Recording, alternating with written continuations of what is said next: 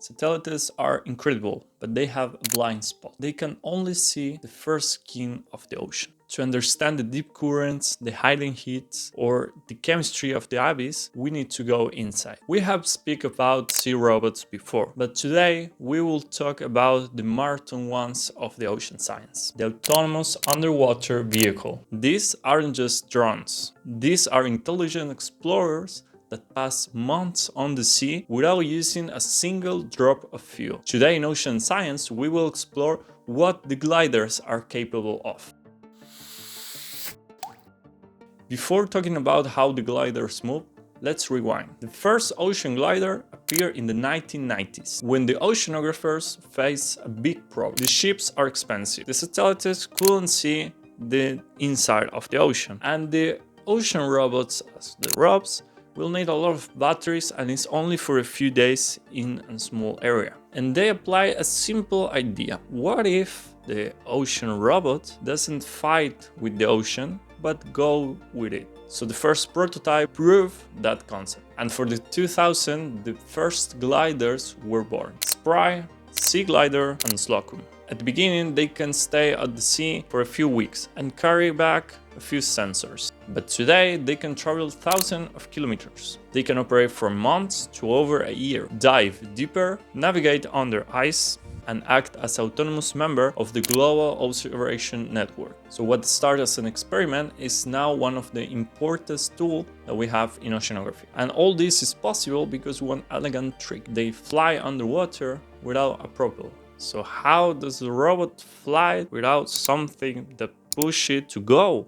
It's almost impossible, no? But in this case, no, they don't have noise, motor, nothing inside that push them from one point to another. They have inside a buoyancy engine. So to dive, they pull oil inside of the body, so it became denser than the water. And for that, they start to sink. And to rise, the oil goes to the extender bladder. So they start to rise. And because they have wings, this convert the up and down movement into a forward movement. So it's something like a yo-yo, but working in the ocean. And this velocity is around 1 kilometer per hour, slow but continuous. And all this is useful because the glider is not a vehicle on the water, it's a laboratory. They can have from the basics like the CTD, so the conductivity, temperature and depth, until things of fluorescence to see how the different wavelengths are working in the deepest part of the ocean. Also oxygen autopsy, so measure the oxygen that there is in different layers of this journey. And the ADCP, the acoustic Doppler current profiler. So this shows the velocity of the currents in the different tips. So with all these sensors, we can see the ocean in the whole complexity. Okay, so we see how this can goes because of the system inside that allows to go up and down. So for the wings goes forward, and then with all these sensors catch a lot of information. But I said that this goes for months. So how it works, how we can get information for something that we put in the ocean for months and then coming back. The key is when they go up, they connect with the satellite. So in the surface part, when they go onto the surface, they send information to a center that is tracking the movement of this glider. And also, if something goes wrong, they have like a sensor that will bring an emergency message. Something is not working, low battery, or maybe there is problem with one wing to buoyancy, or there is a sensor that is not working correctly. So the scientists will know how to act in that case that the glider is not working well. And after all this, always they try to recover it. So to put a way to go and return and try to recover this device. But why we need to recover this? Because all the information, we get it each time that the gliders go up. So the work is finished. Why we will need it? First of all, because the cost is around 150,000 euros. So it will be nice to have it back and for take some pieces or also use it again, because it's not a cheap device we have, but still cheaper than other ones. That is for sure, because in other cases, for a ship, for example, and to search all this information that we get with the glider, we will pay around 50,000 euros per day. So it will be a little bit more complex in the money way to maintain this research for more days than putting a glider into the ocean. But still, a device that we can use and track again. But outside of the money problems that can make,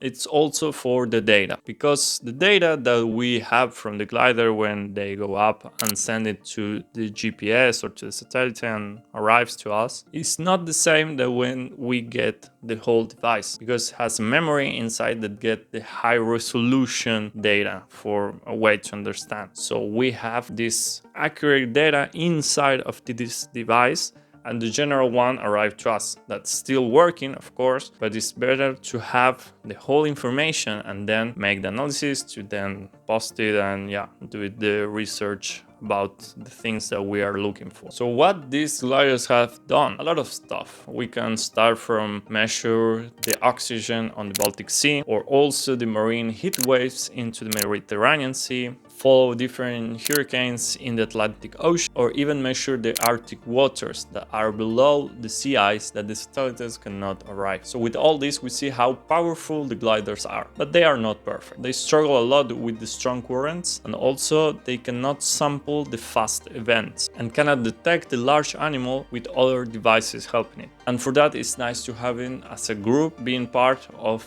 this big network to understand the ocean. But the gliders evolved to the simplest idea of buoyancy. And nowadays we are looking forward for the future and how they will evolve in something more. The develops are going different ways. One will be the gliders with thermal waves catching energy. So the difference in the thermal that they have from being up and down will recharge these batteries. Also making more strong gliders that can arrive until the 6,000 meters, so the deepest part of the ocean. And develop more the system of acoustic with the AI to understand how to move inside of the sea ice where the GPS cannot help. So maybe we will arrive to a future where these devices will never get out of the water. For each glider that we can see on the ocean, there is a small group of scientists that are behind them, watching the movement each day for months or even a year. And they're helping to understand the ocean, the deep one, so how everything is connected. And this helps also to the climate models and see how everything will evolve in the next years. So that is all for today. Tell me what you think about these robots, and if you have any favorite between the ropes or the gliders or even other ones. I will read all the comments. And if you like this video, subscribe to the channel, share with more people, and I will see you in the next one. Bye bye!